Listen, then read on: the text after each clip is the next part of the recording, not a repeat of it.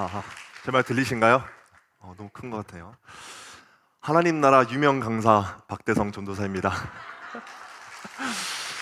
현실은 왕초보 전도사인데도 불구하고 잘 소개해 주셔서 감사합니다. 저를 보시며 저 젊은 전도사가 어떻게 설교하나 한 봐보자 이러신 분들은 당연히 없으시겠지만 지금처럼 저를 지금 무섭게 바라보지 말아주시고 따뜻한 마음으로 저를 바라봐 주시면 감사하겠습니다. 제가 첫 설교다 보니까 우리 성도님들의 눈을 잘 못 쳐다볼 수도 있습니다. 그런데도 불구하고 저는 노력해서 쳐다볼 때 최대한 제 눈을 피해 주시기 바랍니다. 혹시라도 마주치면은 너무 당할 것 같습니다. 저는 30년 동안 저 아래 전라도 광주에서 살아왔습니다. 그렇기에 제가 설교 중간중간에 조급해지거나 혹시나 마음이 편해지면은 사투리가 막 툭툭 나올 수도 있습니다. 그런데도 다 같은 한국말이니까 이해해 주시고 주님의 말씀에 귀 기울임으로 단 하나의 메시지라도 잘 담고 가셔서 여러분들의 삶 가운데에서 잘 묵상하며 나가시기를 간절히 소망합니다. 오늘 말씀의 제목은 내 집 마련의 꿈입니다. 내 집을 어떻게 마련해야 할지 우리 말씀 속에서 한번 같이 살펴보려고 합니다. 비가 무척 많이 내리는 어느 날이었습니다. 어떤 한 청년이 우산을 쓰며 길을 지나가고 있었습니다. 그런데 어느 한 구석에서 어떤 할아버지가 무엇을 하고 계신지 눈에 보이는 겁니다. 그래서 그 청년이 할아버지께서 뭘 하신지 궁금해서 가까이 가서 살펴보니 할아버지께서는 바늘과 실을 가지고 그 낡은 우산을 고치고 계셨습니다. 그래서 그 청년이 다급히 할아버지께 우산을 씌워드리면서 이렇게 말을 건넵니다. 할아버지, 여기서 뭐 하고 계시는 거예요? 지금 비도 너무 많이 맞고 있는데 하나님, 제가 우산을 사드릴 테니까 지금 가시죠. 이렇게 말을 건넸는데 이 할아버지께서는 웃으며 조용하게 이렇게 답변하셨습니다. 지금이 아니면 이 우산은 또 버려지지 않겠는가? 지금 고쳐야 앞으로 내가 이 비를 피할 수 있지 않겠소? 라며 말씀하셨습니다. 그 말을 듣는 순간 청년은 단순한 우산 이야기만은 아니란 것을 깨달았습니다. 그렇습니다, 여러분. 때를 놓치면 기회는 사라지고 우리가 다시 세우지 않으면 이 버려진 우산처럼 무너진 것은 계속 무너져만 갈 것입니다. 오늘 살펴볼 본문 학교 설장도 마찬가지입니다. 이스라엘 백성은 성전이 무너진 채 방치된 현실 속에서 지금은 성전을 지을 때가 아니다 라며 자신의 집을 짓는 데만 몰두하고 있었습니다.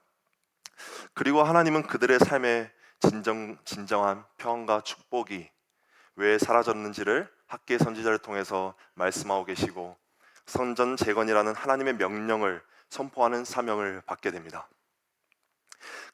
그렇다면 학계는 어떤 시대의 선지자였을까요? 그때 당시 바빌론에 의해 예루살렘 성전이 무너졌고 이스라엘 백성은 포로로 끌려가게 됩니다. 하지만 하나님의 은혜로 바벨론 포로로 끌려가게 된 이 유대인들이 예루살렘으로 돌아가 성전을 재건할 수 있도록 허락한 고레스 칙령에 따라 유대인들은 포로에서 귀환하게 됩니다.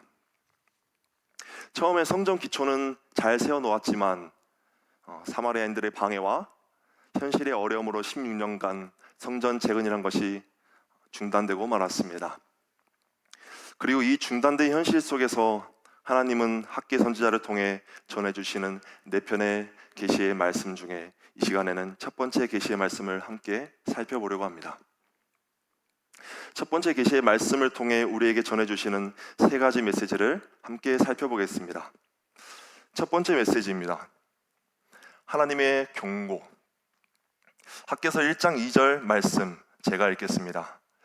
만군의 여호와가 이같이 말하여 이르노라. 이 백성이 말하기를 여호와의 전을 건축할 시기가 이르지 아니하였다 하느니라. 앞에 소련에서 말씀드렸다시피 이 백성들은 성전이 무너졌는데도 불구하고 그들은 지금은 여호와의 전을 건축할 시기가 아니다라고 말하고 있습니다. 포로에서 귀환했던 유다 사람들은 성전 건축이라는 거대한 공사를 자신들은 도저히 할 수 없다고 생각했습니다. 그들의 현실을 살펴보면 이해가 되기도 합니다. 당시의 경제적인 상황은 극도로 악화되어 갔고 가뭄이 찾아오고 기근이 들어서 백성의 삶은 나날이 찌들어가고 있었기에 성전 건축은 쉽지 않은 일이었습니다. 그러나 하나님께서는 그 백성들의 말 속에 숨겨진 자기 중심적인 마음을 보셨습니다. 그들은 사실 하나님의 집보다 내 집이 먼저였던 것입니다. 이러한 백성들에게 하나님께서 이렇게 책망하고 계십니다.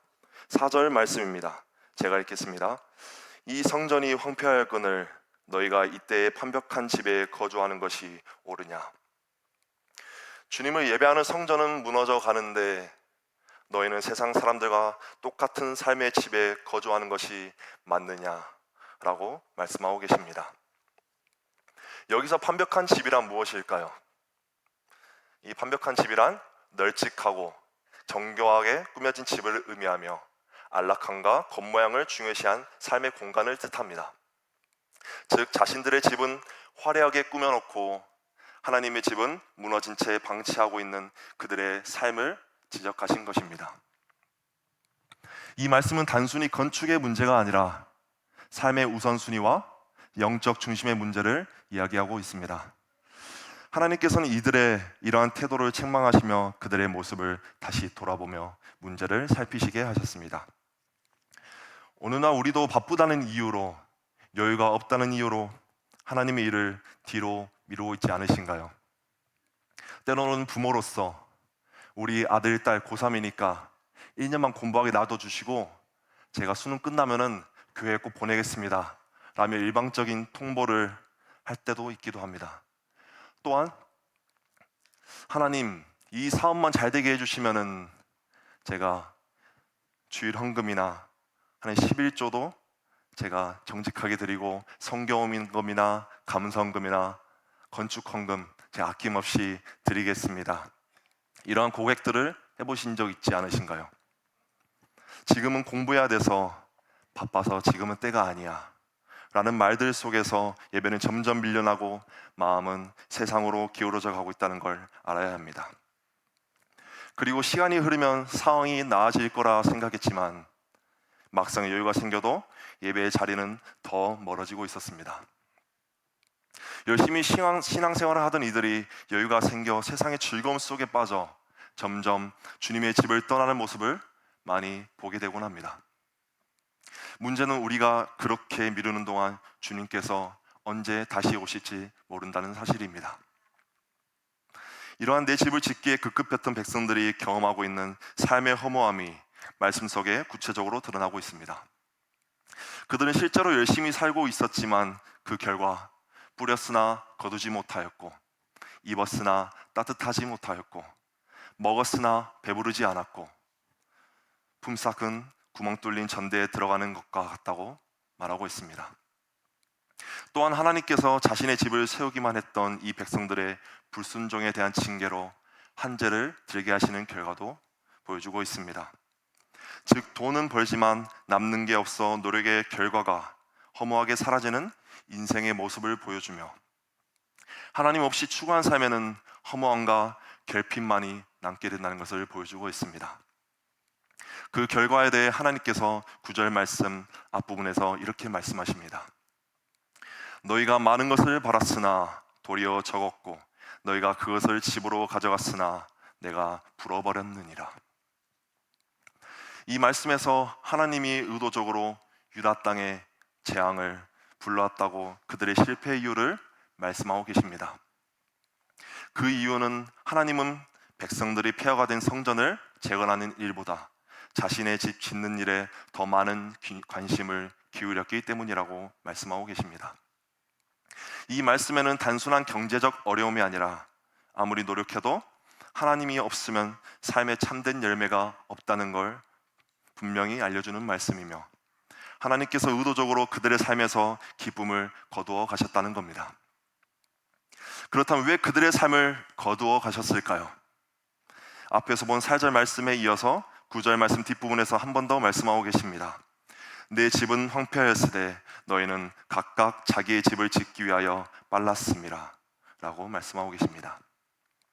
하나님의 집은 무너졌고 백성들은 자신의 집을 세우기에만 분주했기 때문에 그들의 삶에 참된 열매가 없는 것이라고 책망하신 것입니다. 이제 하나님은 백성들이 무너진 삶의 실상을 지적하시며 그 원인을 영적으로 진단하고 계십니다. 우리 5절과 7절 말씀 옆에 나온가요? 5절과 7절 말씀 함께 읽어볼까요? 자, 5절 말씀입니다. 시작. 그러므로 이제 만군의 여호와가 이같이 말하노니 너희는 너희의 행위를 살필지니라. 7절 말씀입니다. 만군의 여호와가 말하노니 너희는 자기의 행위를 살필지니라. 방금 함께 읽은 5절과 7절 말씀에서는 반복되는 명령이 있습니다. 너희는 자기의 행위를 살필지니라. 이 명령은 지금까지 살아온 삶의 여정을 마음에 두고 반성해 보라는 말입니다. 히브리어 원어를 직역하면 너희의 마음을 너희의 길 위에 두라. 즉 너희가 걸어온 길을 신중하게 돌아보라는 말씀입니다. 이런 말씀으로 우리에게 거듭된 강조를 하고 있습니다. 백성들이 영적으로 둔감해져 있었기에 하나님은 동일한 말씀을 2번 반복하시며 그들의 무뎌진 마음을 깨우셨습니다. 어느 한 사업가는 누구보다 열심히 일하고 많은 수익을 얻었지만 항상 문제에 부딪혔고 결국엔 채무에 시달리게 되었습니다. 그런데 그는 이렇게 고백합니다. 하나님 없이 축복을 기대했으니 그 결과는 당연했던 겁니다. 우리도 오늘 이 말씀을 마음에 새겨야 합니다. 하나님 없이 이룬 성공은 결국 오래가지 못하는 허상에 불과하다는 것입니다. 하나님은 우리가 언젠가 헌신하기를 기다리는 분이 아니십니다. 하나님은 바로 지금 우리의 삶 속에서 예배하기를 기다리고 계십니다. 아직 모든 조건이 갖춰지지 않았더라도 지금 있는 자리에서 주님을 먼저 찾고 예배하는 모든 성도님들 되시기를 간절히 소망합니다.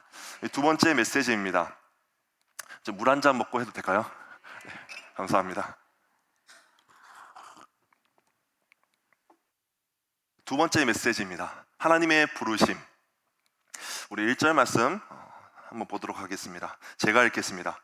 다리오 왕 제2년 6째 달 곧 그달 초하루에 여호와의 말씀이 선지자 학개로 말미암아 스알델의 아들 유다 총독 스룹바벨과 요사닥의 아들 대제사장 요사에게 임하니라. 아멘. 성경 1절 말씀에서 정확한 날짜와 함께 말씀을 시작하게 됩니다. 다리오 왕 제2년 6째 달 곧 그달 초하루에. 이 표현은 오늘날로 계산하면은 주전 520년 8월 29일이라는 많은 학자들의 견해로 일치합니다. 포로 기한 이후 16년이라는 오랜 시간이 흘렀지만 앞에 메시지에서 말씀드렸듯이 여전히 눈에 띄는 회복은 없었고 성전은 방치된 채로 있었습니다. 그런 때 하나님께서 선지자 학기를 통해 말씀을 주십니다. 그 말씀이 임한 대상은 스룹바벨과 여호수아였습니다. 여기서 스룹바벨과 여호수아는 어떤 인물이었을까요? 스룹바벨은 바벨론에서 귀환한 후 유다를 이끌고 있었던 정치적 지도자였고 여호수아는 1년에 한 번 지성소에 들어가서 하나님을 만나 중재하는 자, 즉 대제사장으로 영적 지도자를 맡고 있었습니다. 이 두 지도자를 보면 당시의 종교적인 힘과 세속적인 힘은 하나님 일에 앞에서 서로 도와야 하는 관계임을 보여주고 있습니다. 오늘날에도 세속적인 지도력과 종교적인 지도력은 서로 다른 것이 아니라 보완적인 관계가 되어야 함을 말해주고 있습니다. 교회와 세상은 구별되어야 하지만 분리되어서는 안 된다고 말합니다. 이러한 밀접한 관계를 지속해야 세상의 빛과 소금으로 그 역할을 감당할 수 있기 때문입니다. 하나님은 이 두 사람을 통해 백성 전체에게 회복의 메시지를 전하고자 하셨습니다. 그런데 흥미로운 것은 하나님께서 직접 그들에게 말씀하지 않으시고 학계 선지자를 통해 말씀하셨다는 점입니다. 왜 학계 선지자를 통해 말씀하셨을까요? 그는 당시 왕도 아니었고 제사장도 아니었습니다. 하지만 학계는 하나님의 뜻을 듣고 전할 준비가 된 순종의 사람이었습니다. 하나님의 계시는 항상 순종할 준비가 된 자에게 임하십니다. 학계는 포로 귀환 이후의 혼란 속에서도 하나님의 음성을 듣고 전할 수 있었기에 하나님은 그를 사용하신 것이었습니다. 여러분들은 지금 주님 앞에 얼마나 순종할 준비가 되어 있으신가요? 우리는 주님의 음성 앞에 귀 기울이고 그 말씀에 순종할 마음의 준비를 갖추어야 합니다. 주님의 부르심 앞에 우리의 마음이 온전히 반응할 수 있기를 바랍니다. 우리 이 시간 함께 마태복음 6장 33절 말씀 함께 보겠습니다. 마태복음 6장 33절 말씀입니다. 함께 읽어보겠습니다. 시작. 그런즉 너희는 먼저 그의 나라와 의를 구하라. 그리하면 이 모든 것을 너희에게 더하시리라. 아멘. 사랑하는 성도 여러분, 먼저 그의 나라와 그의 의를 구하라. 이 말씀은 단순히 우리가 잘 살기 위한 조언이 아닙니다. 하나님께서 우리에게 어떻게 살아야 진짜 하나님의 사람으로 살 수 있는지 방향을 다시 잡으라고 하시는 주님의 간절한 초대입니다. 우리는 너무나 쉽게 생계의 문제, 자녀의 문제, 건강과 미래, 이러한 필요한 것을 먼저 구하며 살아가고 있습니다. 그러나 주님은 말씀하고 계십니다. 그것을 염려하지 말고 내 나라를 먼저 구하라. 내 뜻을 먼저 구하라. 하나님을 삶의 중심에 두고 그 중심에서 흘러나오는 은혜로 말미암아 하나님 나라를 먼저 세울 때 우리의 삶도 하나님 손에 의해 질서 있게 세워질 줄로 믿습니다. 세 번째 메시지입니다. 하나님의 회복 명령. 포로에서 돌아온 신실한 자들에게 있어 성전 건축은 단지 무너진 건물을 다시 세우는 일이 아니었습니다. 이것은 중요한 신학적 메시지를 담고 있습니다. 첫 번째로는 성전은 하나님의 은혜가 다시 시작된다는 분명한 신호입니다. 과거에는 무너진 성전처럼 이스라엘의 믿음도 공동체도 무너졌지만 이제 성전의 재건은 하나님께서 다시 백성과 함께 하시며 회복의 시대가 시작되었음을 알리고 있고 과거의 상처와 미래의 소망을 잇는 신앙의 가교 역할을 하고 있습니다. 두 번째로 성전은 하나님의 심판에서의 회복을 의미합니다.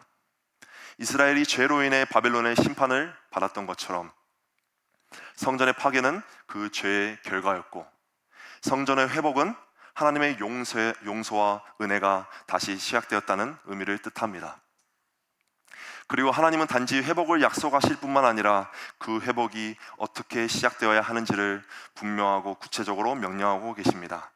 우리 함께 8절 말씀, 오늘 본문 말씀입니다. 8절 말씀 우리 함께 읽어보도록 하겠습니다. 함께 읽겠습니다. 시작.